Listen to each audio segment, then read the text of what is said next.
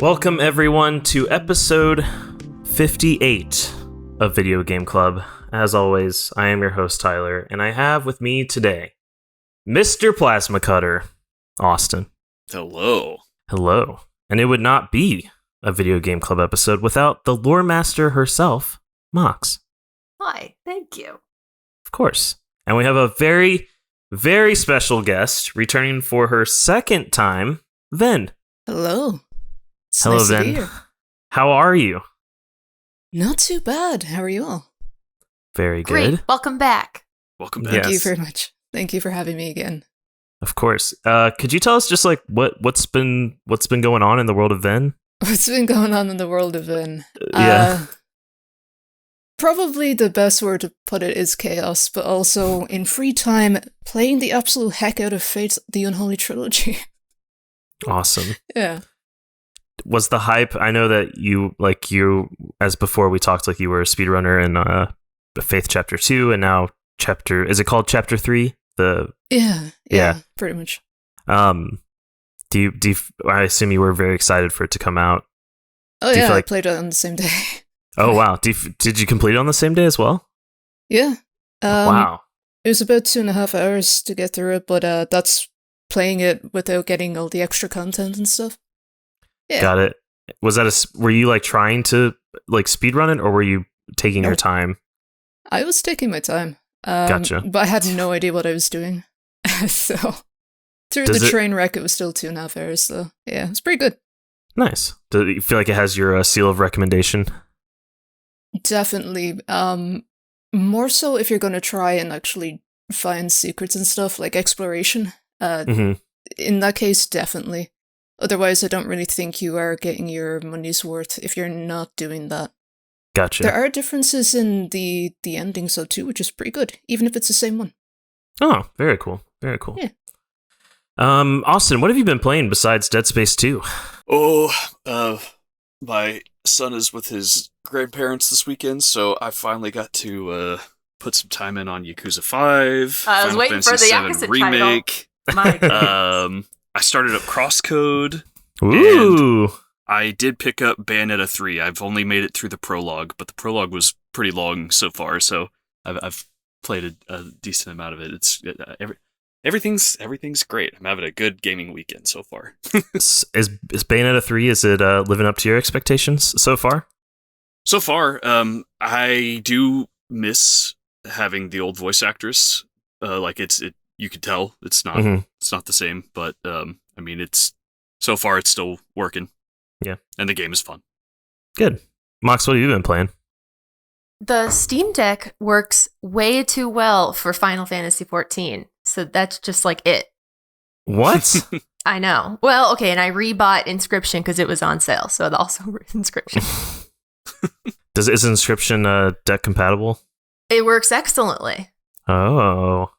Might have to start up another playthrough and go on an achievement run or something. Try and get all those cards from You the... gotta do Casey's mod.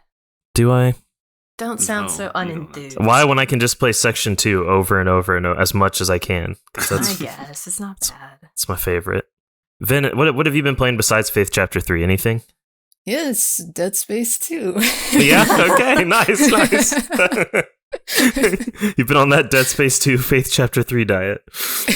Gotcha. I finished Dead Space 2 and I didn't pick up. I started playing Dead Space 3, and that game is horrible. I played the first hour and a half of that game, and I do not want to play it ever again. It was awful. You should have told me that you were playing it, because then we could have done the co-op on it. No. It's really bad. It's extremely bad. Yeah. It's terrible. I did start the new Mario Rabbids game, and it's very, very, very good so far. It feels less like XCOM, like it's because it's not like on a grid. So it feels like you have a lot more freedom and a lot more, you can plan a lot more easier, because the way that the movement works and stuff, you're not penalized if you goof by making an action too soon or something like that.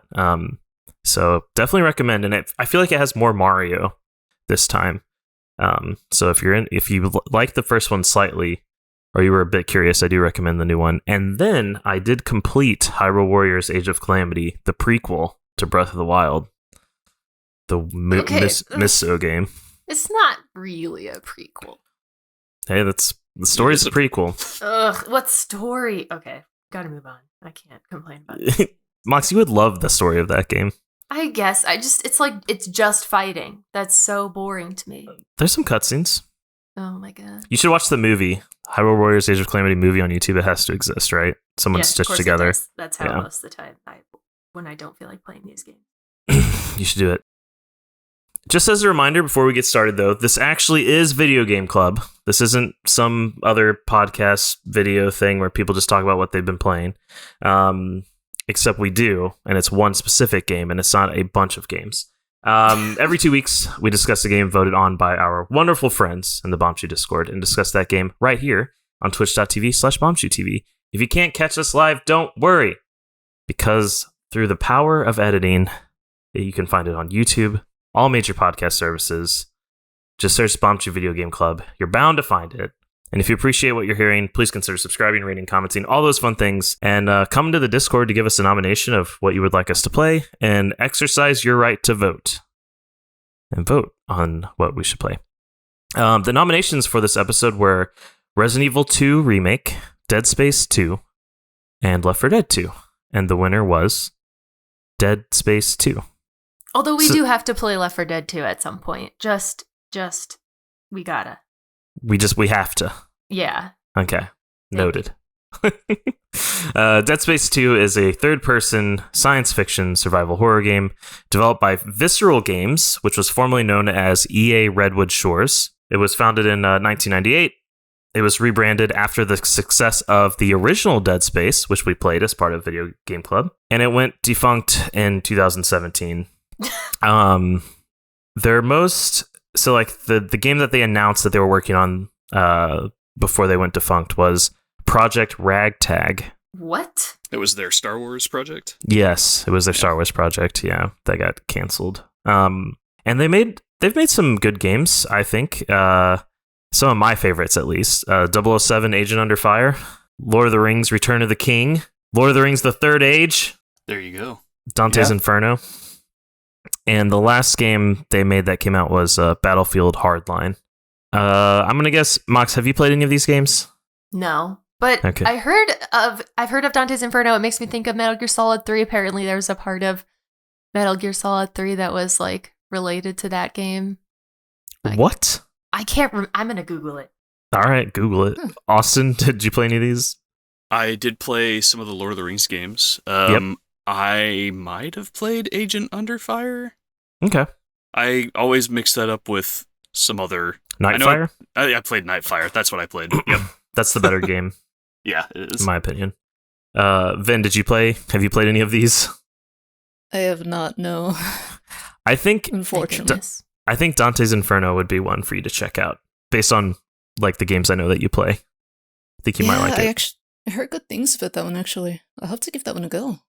I remember I played the demo for that one, and it was a lot like Castlevania Lords of Shadow at the time. So if you enjoy that style or like the old God of War type of games, it was played kind of like that. Yeah, I remember. definitely. Yeah, I remember I rented it whenever it came out, and I just remember it was like a very, very smooth frame rate at the time. And I was just like, wow, this is really nice, because it was like an Xbox 360 game, and usually the only games that were 60 frames was like Call of Duty. Like, that was kind of it. So it's kind of nice. Dead Space 2 was published by EA, and it was released January 25th, 2011 in North America. 2011 in gaming, we had the Nintendo 3DS, and of course, on 11/11/11, Skyrim, Batman Arkham City, Portal 2, Skyward Sword, Gears of War 3, Dead Space 2, and many, many more, including 3 games that we have played so far for Video Game Club. Any guesses? Feel free Catherine. Yeah, I was gonna say the game we just played. Yep, Catherine, yeah. Mario 3D Land. Yes. What else did we play from that year? We just talked about it. I Why know, can't we I just remember? talked about it. There was one that I remembered, and then Mario I did not. So I'm trying to remember what the other one was. Say, Bastion? Yep, Bastion. Yeah. Wow. Look at us. Look No. at us. And maybe more if, I don't know, if my notes are awful. I don't know. Someone correct me in the comments, whoever's keeping track. So how did it review? It was pretty positive, 8s and 9s. People really like... Yeah, Mox, 8s and 9s. People really liked the atmosphere. They liked that it was just an improvement over the first game. They felt that it had a better story. Disagree, but whatever. More cinematic, the voice acting, and the audio design. Some of the things that people didn't like were the repetitive combat scenarios, the pacing, especially at the end, and how the enemies would spawn unfairly. It shipped 2 million copies its first week, and it outsold Dead Space, the original, 2-1. And Wow. it sold, the last number they shared was that it sold 4 million units, and it was still considered a failure despite selling 4 million copies. I don't understand. How? This Because was the EA. era. Well, yeah, EA and other companies were at this time kind of just ballooning their projections. So I think like Tomb Raider, the Tomb Raider remake that came, or not remake, but reboot. That came out around that time was considered a failure because it didn't sell 6 million copies or something like that within some period of time. What? All these unrealistic expectations were being set on games. Yeah, that was a weird time. Yeah, it was a weird time for games. Also, I mean, it had that multiplayer pass that you had to buy. Like Oh my a lot of God. EA games had that. It came with it, but if you bought it used, Right. then yeah, the code was used and you had to pay money to access the multiplayer. Which is just ridiculous. All right. So let's move on to our discussion, starting with gameplay. So you control Isaac Clarke again from a third-person perspective. Over the there's- shoulder. It feels like it's like so over the shoulder. It's like, I don't know. You're walking next to him. I hate that. Keep going. Next to him and above him. Yeah. I don't know. Third person is like, oh, it's like I'm kind of like I could see the whole person as I'm moving around, but I can barely see him. He's like all the way in the corner of the room. Anyway, keep going. Sorry. I see what you mean. I think that's a valid call out. It has a level-based narrative campaign that's broken out into chapters. You solve missions that are related to the story. You solve some puzzles while you're exploring and trying to progress as well. And there's a lot of fighting with the enemy, which are called necromorphs. As you're exploring this, what is it? A base? A city? Yeah, I thought it was like a colony. Colony? Yeah. There's different little like I'll call them stations, but they're not stations in like a radio station or stations as in like a big place. They're just like stationary points that exist for things like saving, shopping, crafting, and then you also have the ability to see like a almost like a GPS navigation towards like the objective or the save point or the crafting or the store. Did you guys do a lot of shopping and crafting on your runs? Vin, let's start with you.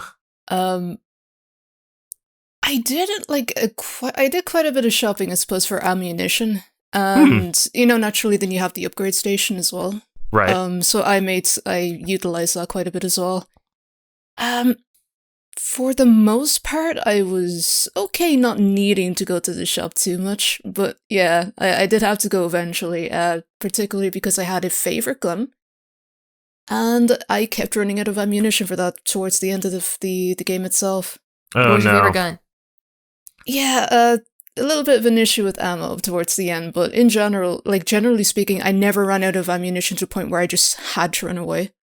Right. Mhm. What was But- your favorite gun that you were using? God dang, what's it called again? Was it the plasma rifle? No, what is it? God dang it! It's The pulse it's rifle. a ratata. It's a very much a ratata kind of weapon. There was like a nail gun. Like a Not the staple nail gun.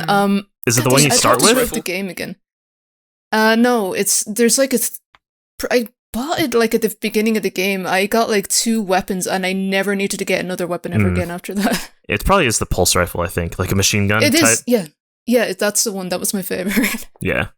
I love that one. I got spectacular use out of that one. Yeah, we'll go around here in a bit. A few other things, just like the first game, you can see your health and energy meters on your back. It has a very limited HUD. A lot of the story is told through audio and text logs. You have the ability to pull and push objects, slow down time, and you can fly in 0G. For some reason, they introduced this hacking mini game. I didn't hate it. It was the only part of the game I didn't mind. Oh, you should have seen later when there's monsters attacking you while you're dealing with that. Yeah, love it. Yeah. Very frustrating. And then also it featured a competitive multiplayer mode that I know that Austin tried at some point.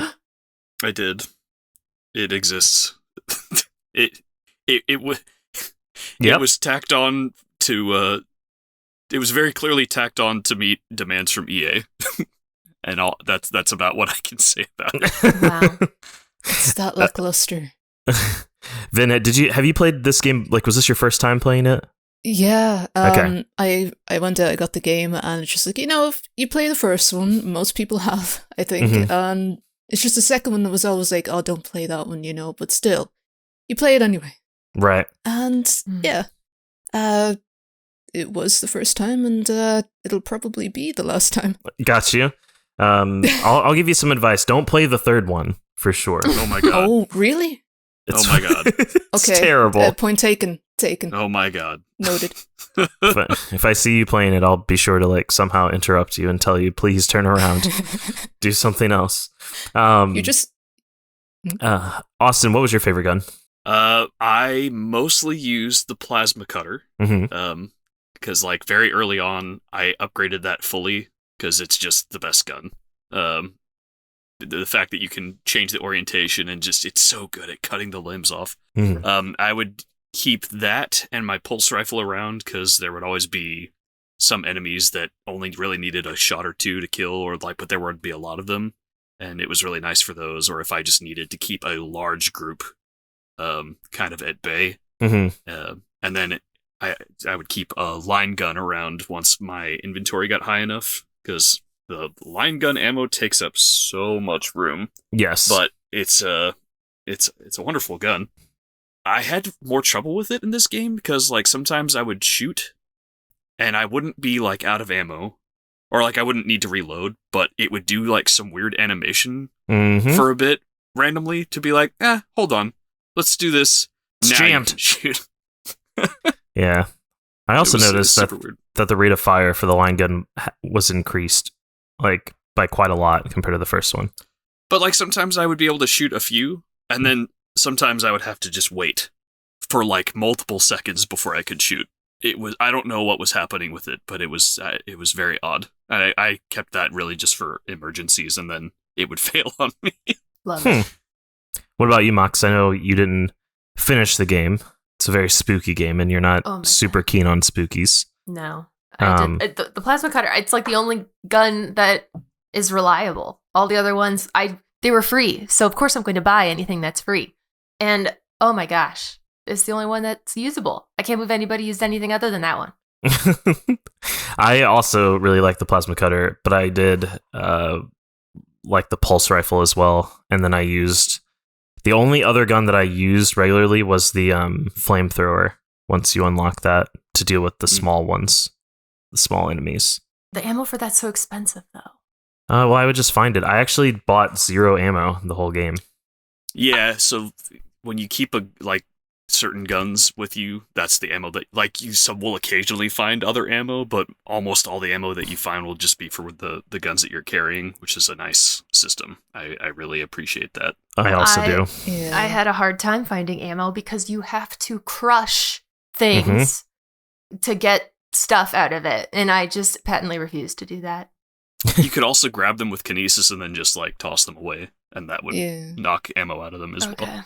good. Speaking of the kinesis, Vynn, did you find yourself using the kinesis at all to fight enemies? Not really. I did sometimes, but those times were very limited. And Yeah. it was usually only when the game asked you to use it. That's Otherwise, fair. I was too busy shooting them. And the limbs just fell off, and then they were incapacitated. It was fine. Austin, what about you?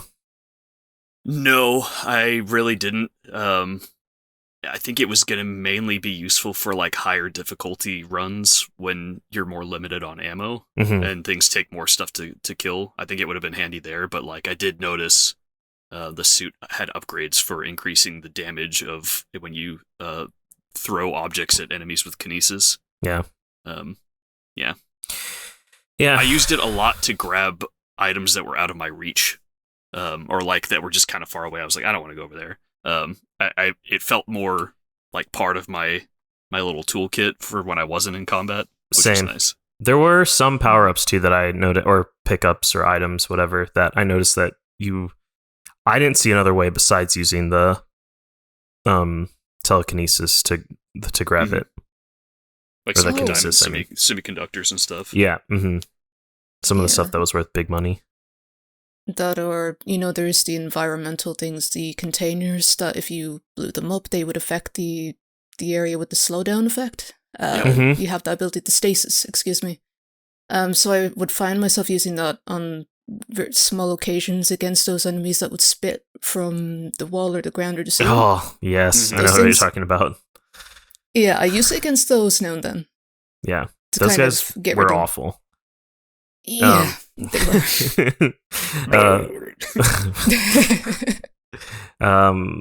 Mox, did you use the stasis, the slowdown? Like, no, I don't understand how it's supposed to be used.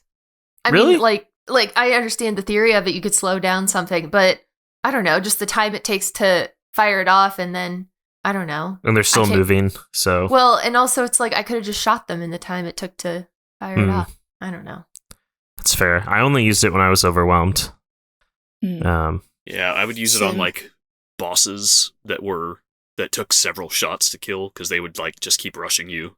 It was nice for those. Yeah, I Yeah. agree with that. Anything else about the gameplay that you guys want to call out? Oh, the hacking mini games, the ones that Mox loved, were awful. I think. I Why? don't. It's Mind it Why? it's- Why? Okay. Why were they there? because Batman. Yeah, it probably is because Batman. The Wait, what? Arkham City had all the little like it became a thing. It was like, oh, we got to have little mini games that just kind of take up your time to get to the next area. So Arkham had like do the little translate thing and other stuff like that. It was kind of a trend at the time. It was Okay. it was the same kind of mechanism as Fallout for unlocking things, so I liked that. Yeah. Yeah. There was a point when I was in a no oxygen area trying to hack something, and because of the coloration of the screen, like I couldn't see if something was correct or red. Like, Mhm. because there's like the fake points that you can try to hack, and it like sets you back Yep. another layer. And I couldn't tell the difference between the colors because it was just like the all the color in the no oxygen areas it's basically gone, or it's very low saturation. So I struggled with that. But there was also the anti-gravity areas were a lot more interesting in this one, I think. Yeah, you can 'Cause boost. yeah, you can freely fly around, which was cool. And the first one, I don't know if you guys remember, but you can only you can just go Launch yourself. launch in one direction, Yeah. Yeah. and now you can fly. I wish there had been more of the anti-gravity spots in this one, because I feel like when they made it that cool, like it should have been used a little bit more. But Yeah, that would have been cool. Vin, I what felt about that you? It gave me like I liked it, but at some points I would get a little bit motion sick. Oh yeah, Because there were like points where it's just like, wait, which way am I? Where am I again? And I go in like a 360 and it's like, whoa. So yeah, At the that only point, thing that it's a kept little, me okay with that was like if they had a button, if you push that, you would orient Yeah. yourself back to like having the ground beneath you, Mhm. and that without that, I think I would have really struggled with it. But that was a very helpful function. oh, Yeah. that was very appreciated. Because sometimes I was like, wait, which way was I again? And I'd found I'd have to press that button because I was getting. You could Yeah. very easily get disoriented, Mhm. Mm-hmm, pretty much. But otherwise, I really enjoyed it. And then, the environmental factor where you'd be able to pick up things, shoot them around, and then Mm. there'd also be other crates or the unfortunately deceased, Right. or the past tense were around, and some it was fun being able to also interact with them. Mox, did you get to any zero gravity sections? No, just the first one where you don't interact with it really. We don't really do much. All right. Let's move on to visuals here. It had the same art director as the first game, Ian Milham, and he was one of the senior leads that was left over from the first game, and his main task was just ensure that there was artistic continuity in the game. And I feel like he did a pretty good job. Like, it feels... Success. Yeah. Would you... Vynn, you played the first one, right? As well? Yeah. Most of it, anyway. Would you say it feels mostly like... would you say it feels mostly like it's been a continuation? Oh yeah, because like from everything that I remember, throughout the game itself, it very much felt like a continuation from the first. The art direction, the atmosphere, it all felt pretty bang on. Yeah, and while still having like it kind of has its own little distinctive twist on it. Yeah. Like Dead Space 1 is very dark orange, kind of brown. And this one is very like it's got harsh whites a lot and lots of like turquoise, light green, cyan. Yeah, he's supposedly when they were like doing the lighting, the art director, he mentioned that he wanted to avoid the blue filter that was used by James Cameron in Terminator 2: Judgment Day, and also the green and black like sliminess of Alien. Instead, he was going for something different, similar to the work of David Fincher. So, how did you guys feel about the difference between the sprawl, which is like the colony area that you're in, versus, I guess this is like a little spoilery, versus, I'll just say versus the other area that you go to. Do you feel like it did a pretty good job like differentiating that, Austin? You know what I'm talking about, right? No, I don't. Okay, so about towards the end of the game, you go to a completely different... it's connected, but you go to like a different area from before. Oh, yeah. Okay. It was cool to go visit that, and like, I think I preferred... Before. The layout of Dead Space 1. But I don't know. Yeah. For me, Dead Space 1 cared more about like I felt like I cared about the areas we were like going to, and I didn't want them to get destroyed, or they like if they got destroyed, it was like a big deal. But then in this game, like places you kept moving. You never stopped in one place. Yeah. So I just I didn't care about the setting. That's fair. Also, the place was like completely trashed. I guess in Dead Space 1, it's also like that, but it felt different for some reason.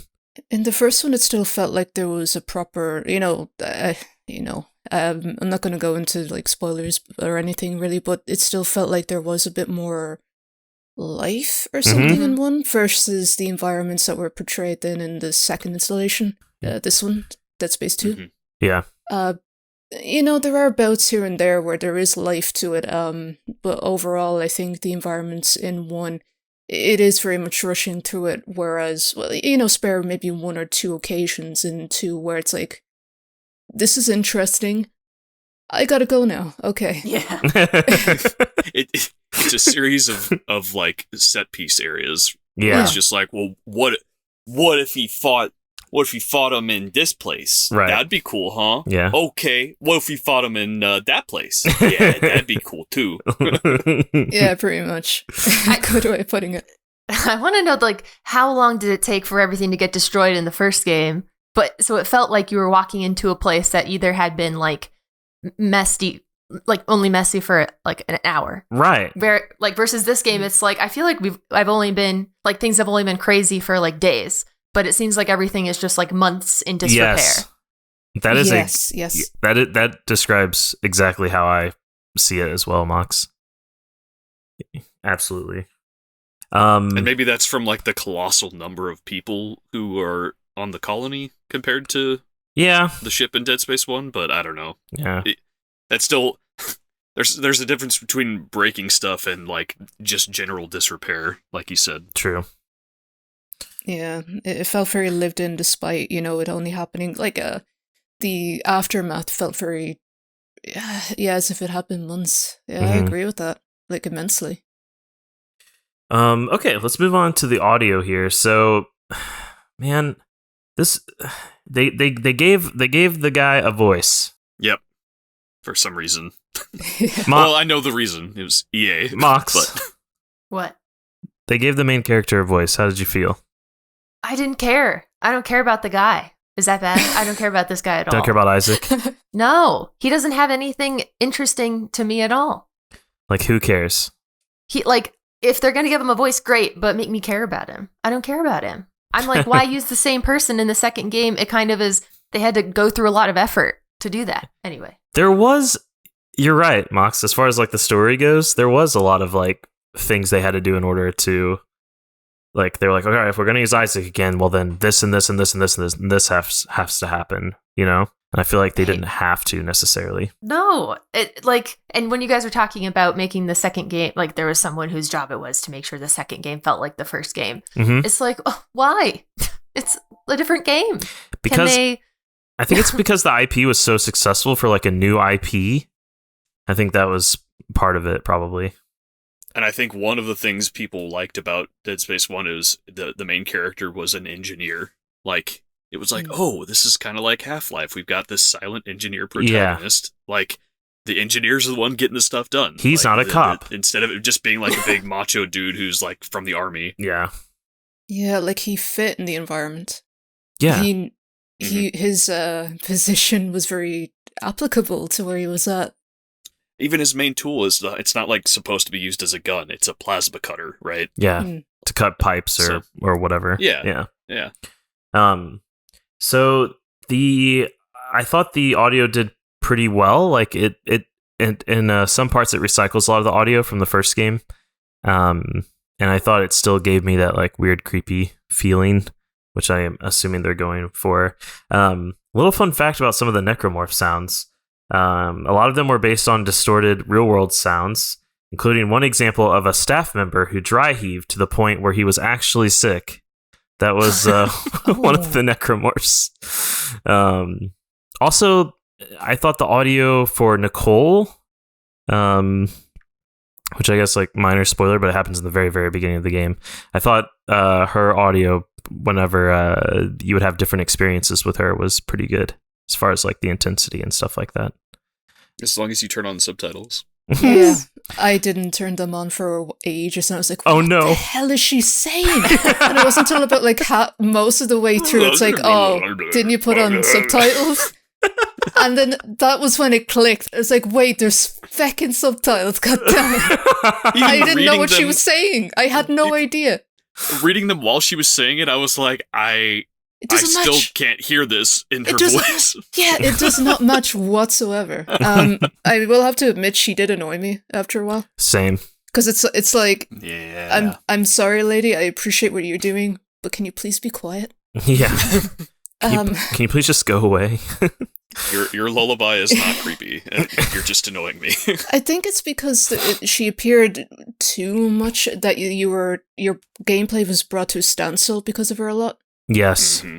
Yeah, but that's just a gameplay issue rather than a voice issue. I thought the voicing was done well enough. Yeah. Yep. I thought some of the lines may have been a bit more flat than usual, but hell, whatever, And then there was also... Sorry, go on. I was just going to say, haven't you done like some voice acting stuff like for some smaller projects? What haven't you done? Yeah, but... Vynn's she's a real, Renaissance person.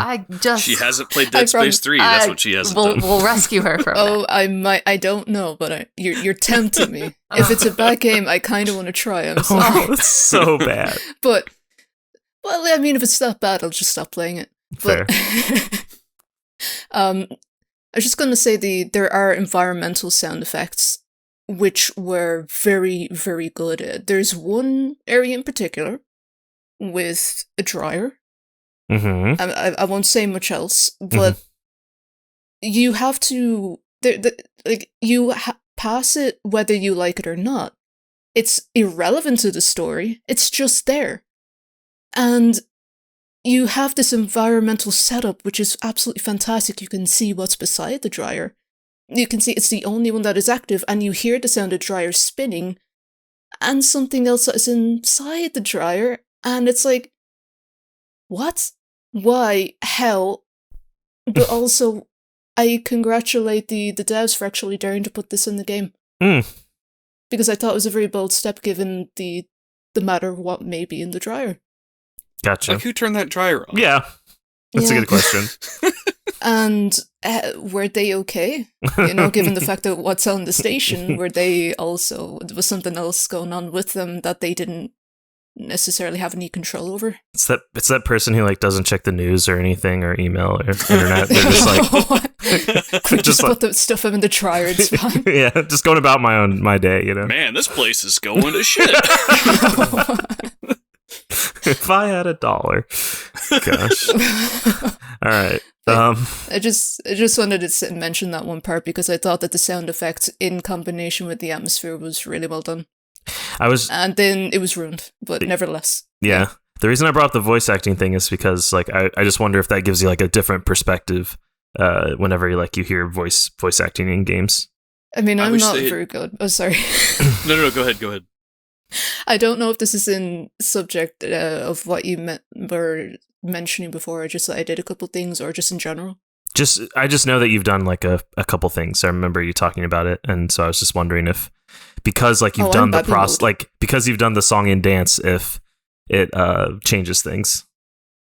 Oh no, I'll change my opinion if I ever get a good gig. But in general, as far as I can say, like I am Babby mode. I don't know much about what I'm doing, but all I can understand is wow, the process of that is potentially hell. Right. Yeah.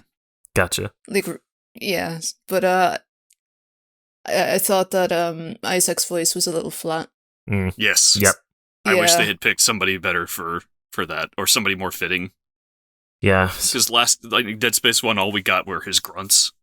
Yeah. And the grunts of that one were like, it seems like he should have had maybe a deeper voice, or something about the voice didn't fit him in this one. Kind of like the Mario voice in the new movie, huh? Whoa. Let's not get too polarizing here. I hear they paid Chris Pratt more than $4,000 for that. Oh, jeez.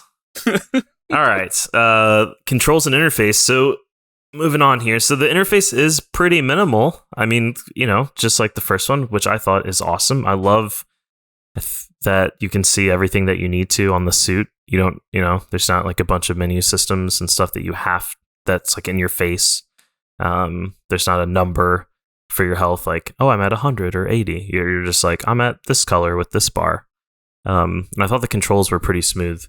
Did anybody have any like issues with control and interface or anything? Start with you, Mox. No, I'm starting. Yes. Okay. The flashlight.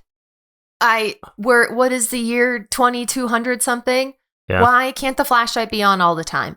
Why did I have to aim down sights to see the flashlight? Why does the flashlight only illuminate one tiny little circle and then everything else is just pitch black? That is not how they work. And that is my only opinion. So flashlight tech could be improved. Oh, it doesn't make sense. You should see Doom 3. Oh my god. You have a flashlight separate from your gun. So if you want to see in the dark, you have to pull out your flashlight and then you go, ooh, there's an enemy. I better pull out my gun and hope that I hit it. Oh my god. I think go ahead, Vynn. Sorry, go on. Oh no, there's only one area that I actually had to do that. I had to whip out the gun and like, can I walk here? Cool, great. And then, yeah, but thankfully it was only one area. Otherwise, it was fairly smooth. And then the fact that the game is still going, even when you're in your inventory. There's no real pause to the action. Yeah. I got jumped because of that once, I think. And that was pretty much Same. it. I did have one spot where I was trying to interact with a bench and upgrade stuff, and my interface was blocked by a body that was hanging out of the ceiling behind me. Love it. So I had to back out of there and go punch the body so it would fall out of the ceiling, and then that cleared it up. But I thought I had a little fun moment out of that. Are you glad that the interface is pretty minimal again? Austin? Like, Yeah. Yeah. And it even like came into the story. So like another character that you're kind of traveling with gets injured, and when you meet up with her, like she has the same thing on her back that you do, and it's totally empty because she's like in critical condition. Mhm. And I was like, oh, that's cool. Like, yeah. No, yeah, the interface was like one of the best things that they kept the same about the original. I'm glad they didn't change that. I liked the addition to the little GPS system. You could change it from navigating to the objective to like, I need to find a store, I need to find a save point, Yep. I need to find a bench. Because sometimes I would most of the time I needed to find a store. It was because I was out of space and I needed to sell stuff or put stuff away. Yeah, same. So it was nice to be able to go try to find one of those. Yeah. Yeah, it was pretty handy having that option, because then it's just like objective, store, and then save. Yeah. Mhm. And So on it was top pretty of good. that, just being able to, like, there would be like little alternate paths, like not the main path. Mhm. And it, like on top of just, I would like to know where I need to go. I also like to know where I don't need to go so that I can go explore those areas. Yep. And know that Same. I'm not going to accidentally progress the story. Like, I've been doing it so much that now when I'm playing other games, I keep pushing the right thumbstick in to be like, all right, which of these is the alternate path? I need to, dang it, I don't have it. Yeah, that would be nice to have in other games because it removes that anxiety. Yes. Yeah. Okay, let's move on to performance. Let's just go around and say what you played it on and whether or not you had any issues. Starting with you, Mox. I played it on the Steam Deck. It was fine. It was fine. Oh, I played it through EA. What is it? Play? I forget what it's Play. called now. Yeah. Mhm. And everybody was like, it makes you log in with your EA account and then doesn't work if you don't. And it wouldn't let me log in, but it worked just fine. Huh. Same. Same. You played on Steam Deck and also with EA Play. I did not do EA Play, but I couldn't log in, and that was fine that I couldn't log in. No, It was no okay. bugs or issues or anything. Yeah. I played the first hour on my desktop so I could record it, and the rest of it I did on my Steam Deck. One real annoying thing is it doesn't use... People seem to imply that it has some sort of cloud functionality. Mhm. Maybe because I didn't log in, I didn't have access to that, but I had to go manually find my save and figure out where to put it on my Steam Deck to keep playing it over there, which was kind of annoying. But once I got that going, it ran so well on Steam Deck. Like every time I would just go moving around, I'd be like, oh god, this is like butter. And it looks so nice. Like it works very well on Steam Deck. What about you, Vin? I feel like a pleb here. I don't have a Steam Deck. I just played it through Steam Desktop on my desktop. Yep. Didn't run into any issues, was able to log in fine, and yeah, didn't have any issues with the saves either, thankfully. Everything was as intended. Nice. I played on the Xbox, and I played the Xbox 360 version, and it performed well. The only issue I had was camera issues, where if you were like in a corner and you tried to open up the menu system, you couldn't read it at all because it was Love like it. too Yeah. close up or whatever. Yeah, sim. Yeah. But besides that, everything was pretty smooth. All right. I'm going to throw on the spoilers tag.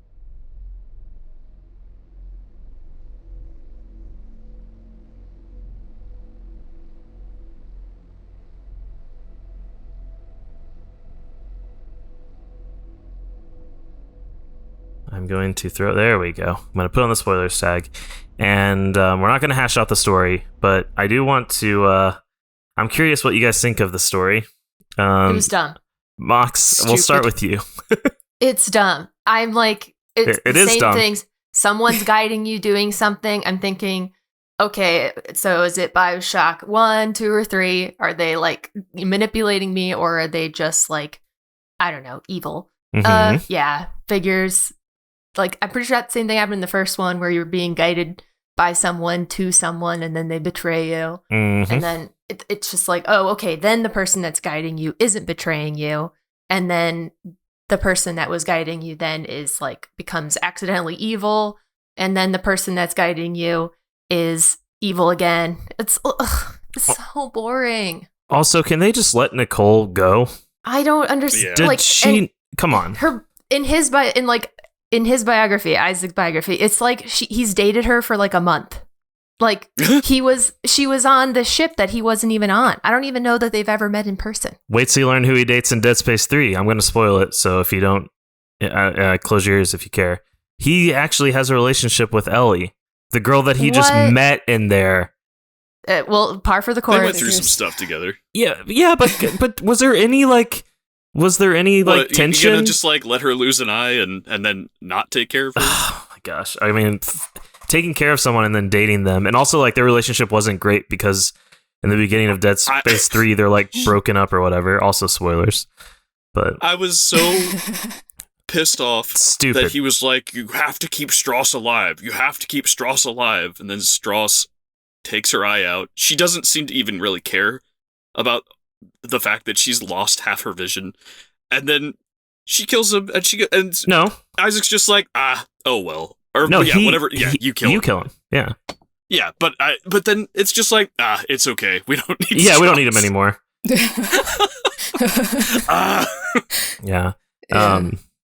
And then like, of course, they had to like introduce a new marker, right? Or like they had to recreate it because that's how people are. That's how like these enemies happen. The lore is so bogus.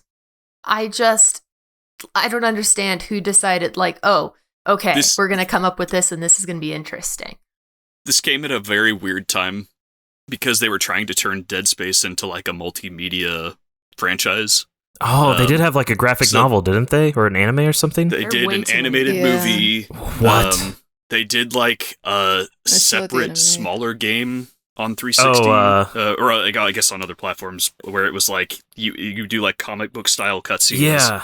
And then it was like a bunch of hacking games. Oh, that's the best basically, maybe Mox, maybe you should play that. Yeah, no, thank you. Basically, like all the other stuff around it was trying to like add to the lore, but all of it was really boring and not good. I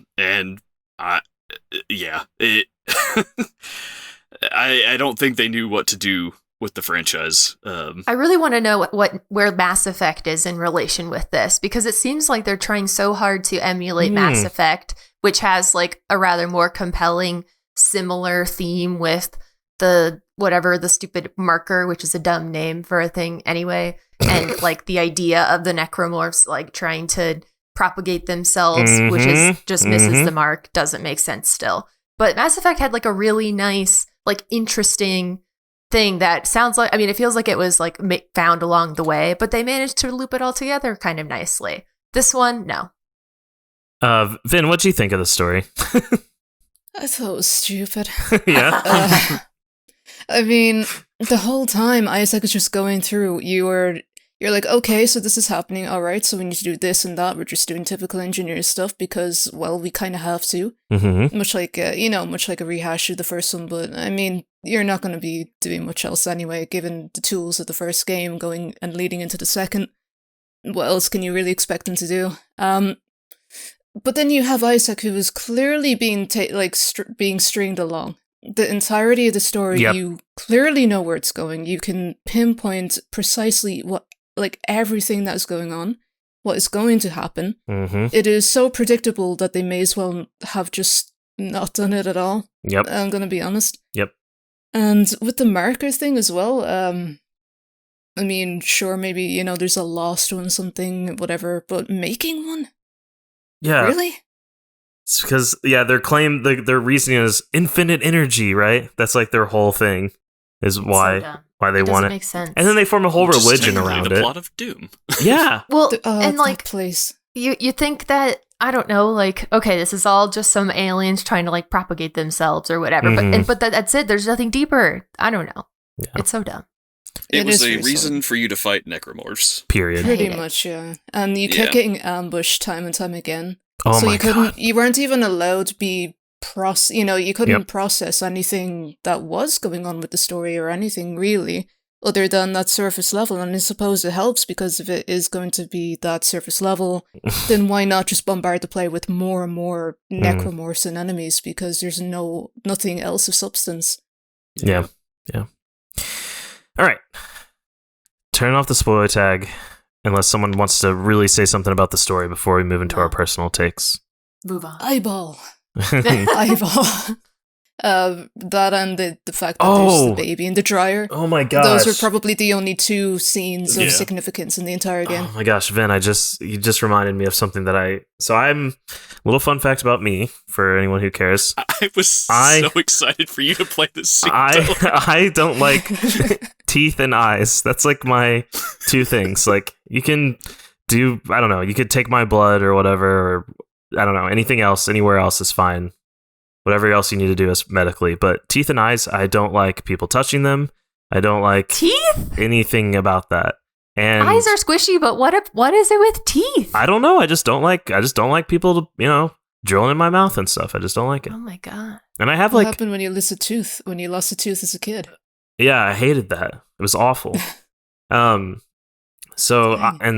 The eyes thing is like why I had contacts for a while, but I just like could not do it. I thought, oh, this will force me to get over my fear. It didn't work. Nope. That was a good shot. So then that eye scene happens, and I had to turn. Well, first of all, I oh man, I was so scared, and I had to turn away the first time when I tried to do it like turned away and I failed, and it's really bad when it fails as well. And then I did it for real, and I was like, this was I was like, this is what you wanted to do. Oh, it was awful. I stepped away, and I was very sick to my stomach after that, and I just stopped for a bit after that. I cannot believe you continued playing this game. Oh, it's near the end. Yeah. It's like really close. Which is why I pushed forward, because I'm like, no, I did not get this far. Because Austin, you mentioned something. I'm like, oh, maybe he's talking about just like how there's like these like, I don't know, the ways that you die, or these little baby enemies, or how people kill you, or something, or that fact that like that Ellie gets her eye stabbed out. I honestly thought that was it. So I'm like, oh, I'm past it. And then I had to do that thing, and that was, oh my goodness, it was awful. Never again. Yeah. All right. Thank you for the reminder. It's an easy. No bother. I'm glad to help. All right.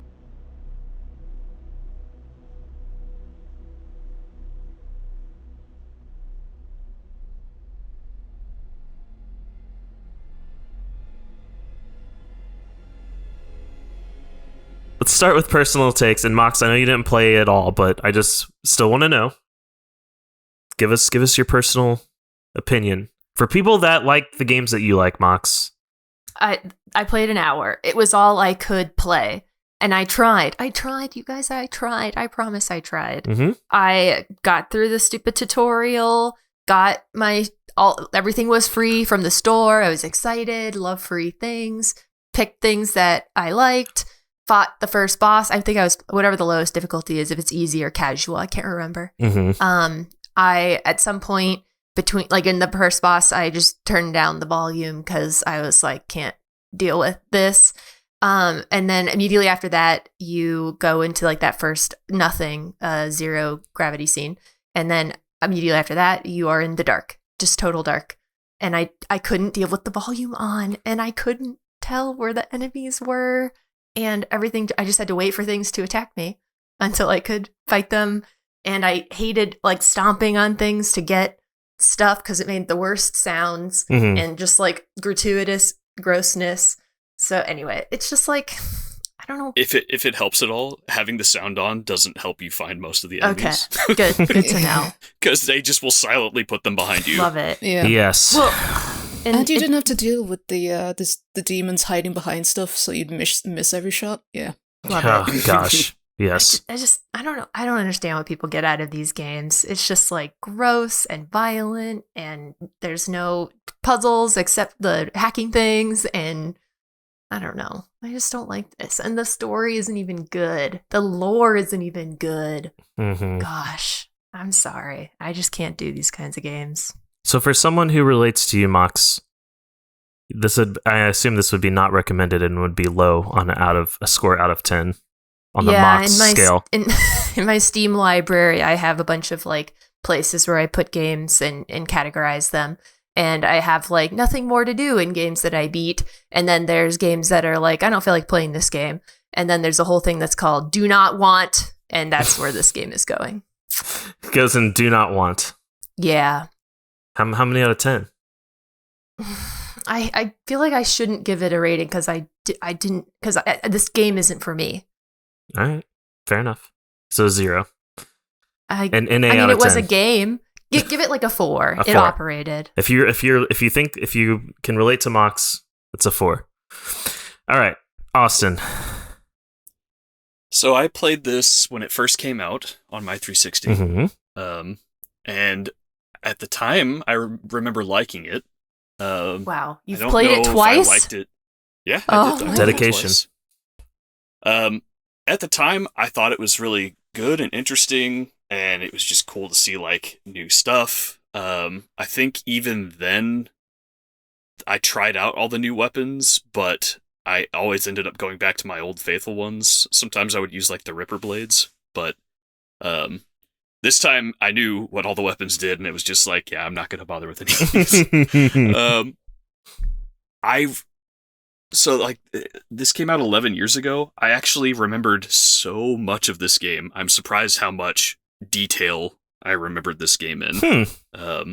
Because like I remembered the kids area. I remembered the scene that Tyler was very uncomfortable with. I remembered like all these little story beats and like set piece moments. And this time, so back then it was like playing through Dead Space 1 and 2, it was just like it was something new, it was something unknown. It was scary, but it was exciting to get through. And after playing Dead Space 1 last year again, I was just like, this was just super fun. Like, I can't wait to play Dead Space 2, and that'll just be super fun. And it was not the case this time. I was really just more annoyed than scared or excited. Like, they didn't have very good pacing with the monsters of when to put them out. From a technical standpoint and like the way that the game mechanics worked, like everything was still good and matched up with the first one or was improved, but like the story wasn't compelling. Yeah. And the enemy encounters were just super annoying. Like the new enemies were all annoying. They weren't satisfying to fight. It was just like, hey, this one's here to just be annoying. this guy hides behind things and then rushes you, and it's like, okay, well, I'm not having fun with that. Or these things hide on the ceiling, or and you have to slowly plod through, and it's just like, no, I want to get to the next room. This one doesn't die. Yeah. I would say, have you guys all seen Liar Liar? Yes. Yeah. Yeah. With Jim Carrey? Yeah. So you know The Claw? Yeah. Mm-hmm. The Claw. So for viewers at home, Jim Carrey, main character in this, does this thing with his son called The Claw. And he brings it out to this big show, and it's all fun and exciting every time. And the kid's like new stepdad who's coming into his life like wants to recreate that, so he comes in and he wants to do the Claw too. And so, it's the Claw. You're afraid of the Claw. You're scared of the Claw. And it's just like, you're doing it, but this is just annoying. And I would say Dead Space 2 is kind of like the stepdad Claw version of the Claw. so this is the stepdad's version Dead Space 1. Yeah. It's I think at the time it was it fit the bill for a sequel, and it has not aged nearly as well as Dead Space 1 has, which is just a testament to how good Dead Space 1 is and why I don't understand why EA is remaking it, but whatever. If they remake Dead Space 1 and it's a huge success, which I would like to see a different Dead Space 2 instead of them remaking this one. Okay. Like, just scrap the rest of where the series went and go make something else. Yeah. Pretend that Dead Space 2 never existed. For the most part. Well, learn like from the mistakes, but that's about approach. It. Right. Yeah. That,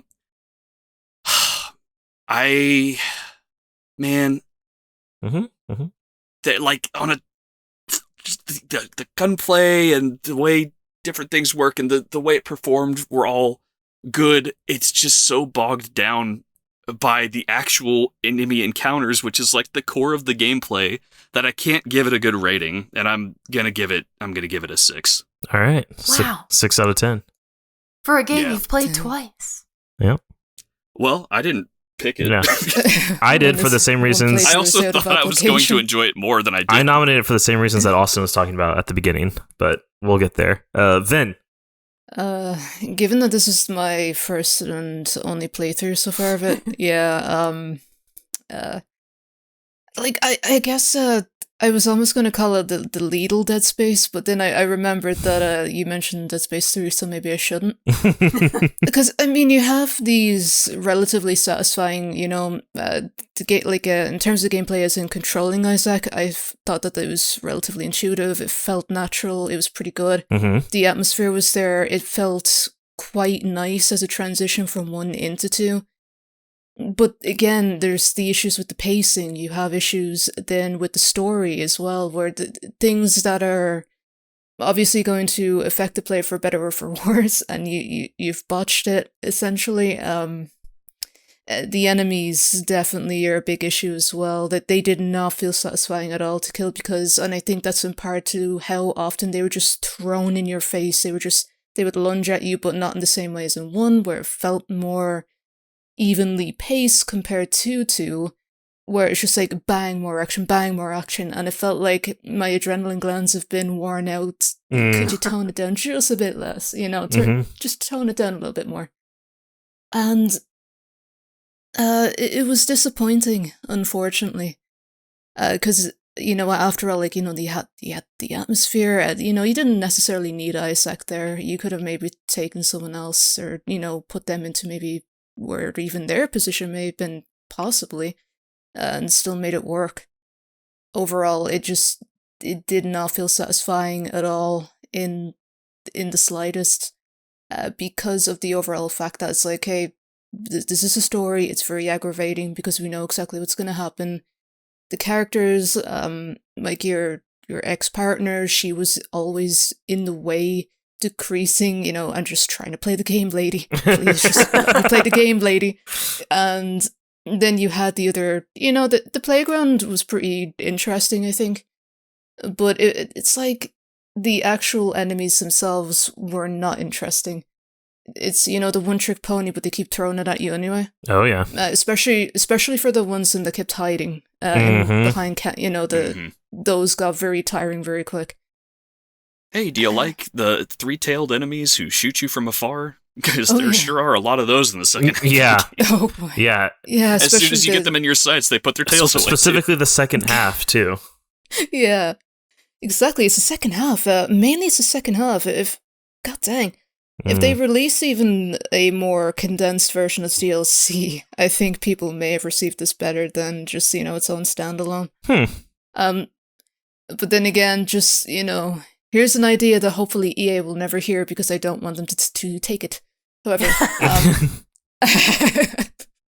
I'm reminded of that 1 2-minute section that you just can't skip. When Ellie is on the machine and you have to go through, and it's just tons of those things throwing projectiles at you. Oh, yeah. Yes. That got tiring as well. The drill, yeah. That part and got Ellie very tiring. won't tell you when the monsters are getting on. She doesn't care. She does not care.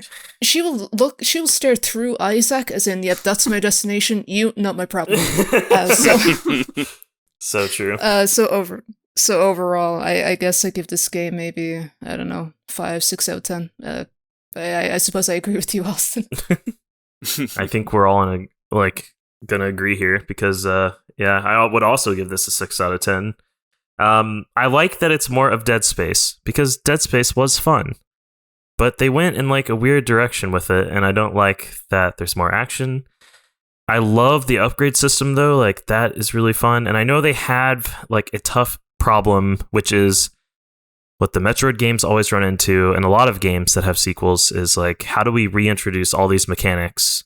You are now powerless and you have to get powerful again, right? It's a tough problem to solve. I didn't like any of the puzzles. The enemies when they spawned were